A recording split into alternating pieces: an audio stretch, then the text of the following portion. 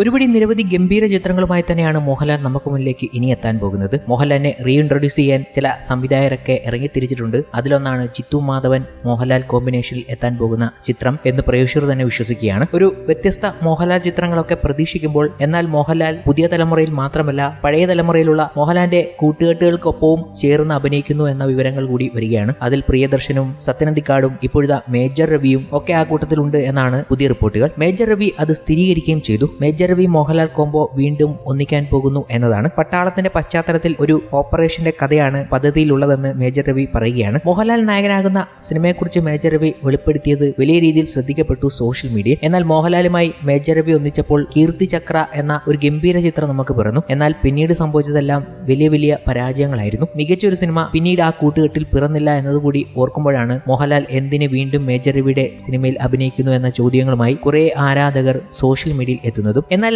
Major Ravi മോഹൻലാലിനെ വെച്ചൊരു ഗംഭീര സിനിമ തന്നെ ഒരുക്കാൻ ഇറങ്ങിത്തിരിക്കുന്നു എന്നാണ് കരുതേണ്ടത്. പ്ലാനിങ്ങിലുണ്ട്. സർപ്രൈസ് ആയിട്ട് ഇവിടെ ഇരിക്കട്ടെ. വേറെ കുറച്ച് ഘടകങ്ങൾ ചേരാനുണ്ട്. അത് ചേർന്നാൽ യാഥാർത്ഥ്യമാകും. പട്ടാളത്തിന്റെ ബാക്ക്ഗ്രൗണ്ട് ഉണ്ട്, പക്ഷേ ഒരു ഓപ്പറേഷന്റെ കഥയാണ്. കീർത്തി ചക്രയുടെ ലെവലല്ല, ഇത് വേറൊരു ലെവലാണ്, വേറൊരു കഥാപാത്രമാണ്. ഈ വർഷം ഉണ്ടാകും. മോഹൻലാലുമായി ചേർന്ന ചിത്രം പദ്ധതിയിൽ ഉണ്ടോ എന്ന ചോദ്യത്തോട് മേജർ രവി പ്രതികരിച്ചത് ഇങ്ങനെയായിരുന്നു. വരാനിരിക്കുന്ന പൃഥ്വിരാജ് മോഹൻലാൽ ചിത്രത്തിന്റെ ടീസർ ഗംഭീരമാണെന്ന് മറ്റൊരു ചോദ്യത്തിന് ഉത്തരമായി മേജർ രവി പറയുകയും ചെയ്തു. പൃഥ്വിരാജ് നല്ലൊരു ക്രാഫ്റ്റ്മാനാണ്. ഭവ്യത കൊണ്ടാണ് പൃഥ്വിരാജ് എമ്പുരാൻ ചെറിയ പടമാണെന്ന് പറയുന്നത്. പുതിയ തലമുറയുടെ വലിയ സംവിധായകനാണ് പൃഥ്വിരാജ് എന്നും അദ്ദേഹം കൂട്ടിച്ചേർത്തു.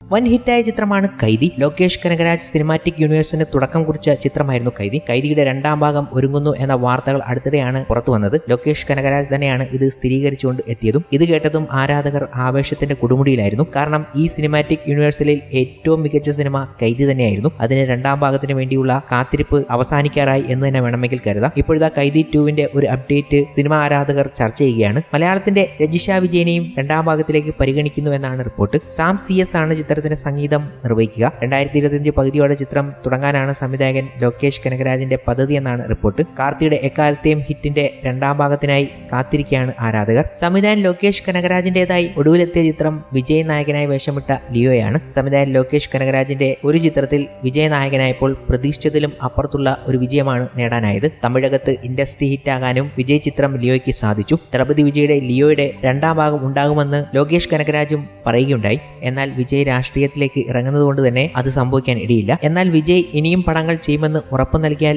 ഉറപ്പായും ലിയോ 2 സംഭവിക്കുമെന്ന് ലോകേഷ് കനകരാജ് പറഞ്ഞു വെക്കുകയും ചെയ്തിരുന്നു. പ്രേക്ഷകരും അതൊക്കെ ആഗ്രഹിക്കുന്നുണ്ട്. എന്നിരുന്നാലും ഒന്നും പറയാനാവില്ല. വിജയുടെ ലിയോ ആഗോളതലത്തിൽ 620 കോടി രൂപയിലധികം നേടിയിരുന്നു. തൃഷ വിജയുടെ നായികയായി 14 വർഷത്തിന് ശേഷം വീണ്ടും എത്തിയിരുന്ന ഒരു പ്രത്യേകതയും ലിയോയ്ക്കുണ്ടായിരുന്നു. സത്യ എന്ന കഥാപാത്രമായിട്ടാണ് ചിത്രത്തിൽ വിജയുടെ നായികയായി തൃഷ എത്തിയത്. ഈ കോമ്പിനേഷനൊക്കെ വീണ്ടും കാണാൻ ആരാധകർ വലിയ രീതിയിൽ ആഗ്രഹിക്കുന്നുണ്ട്. എന്നാൽ സംഭവിക്കുമോ എന്നത് വലിയ ചോദ്യം തന്നെയാണ്. എന്തായാലും വിജയ് രാഷ്ട്രീയത്തിലേക്ക് ഇറങ്ങിയില്ലേ. ഇനിയിപ്പോൾ വലിയ പ്രചാരണങ്ങളും ഒക്കെ ജനങ്ങൾക്കിടയിലേക്ക് വിജയ് ഇറങ്ങിയാണ്. അതിന്റെ ആദ്യ പടിയെന്നോണം ജനങ്ങളിലേക്ക് ഇറങ്ങിയ വിജയാണ് അടുത്തിടെ നമുക്ക് കാണാനും സാധിച്ചത്. വണ്ടിയിലെ റൂഫ് ടോപ്പിൽ നിന്നുകൊണ്ട് സംസാരിക്കുന്ന വിജയെ അടുത്തിടെ കാണാനായിരുന്നു. ജനങ്ങൾ ആവേശത്തോടെയാണ് അദ്ദേഹത്തെ സ്വീകരിച്ചത്. ഇതിനിടയ്ക്കാണ് ഒരു വീഡിയോ പ്രചരിക്കുകയുണ്ടായിരുന്ന സോഷ്യൽ മീഡിയയിൽ. അദ്ദേഹത്തിന്റെ നേരെ ഷോളുകളും മറ്റുമൊക്കെ എറിഞ്ഞ് ആരാധകർ ആവേശത്തിൽ സ്വീകരിക്കുമ്പോൾ എന്തോ ഒരു സാധനം അദ്ദേഹത്തിന്റെ മുഖത്ത് കൊള്ളുന്നതും ഇങ്ങനെയൊക്കെ ചെയ്യാമോ എന്ന് ചോദിച്ചുകൊണ്ട് നിരവധി പേർ സോഷ്യൽ മീഡിയയിൽ എത്തിയതും വലിയ രീതിയിൽ വൈറലായിരുന്നു. എന്നാലും വിജയോട് ഇത് ചെയ്യരുതായിരുന്നു എന്ന രീതിയിലാണ് വാർത്തകളിൽ പോലും പ്രചരിച്ചത്. എന്നാൽ സത്യത്തിൽ അതൊന്ന് സൂക്ഷിച്ചു നോക്കിയപ്പോഴാണ് മനസ്സിലായത് ഒരു റോസാപ്പൂവാണ് അദ്ദേഹത്തിന്റെ നേർക്ക്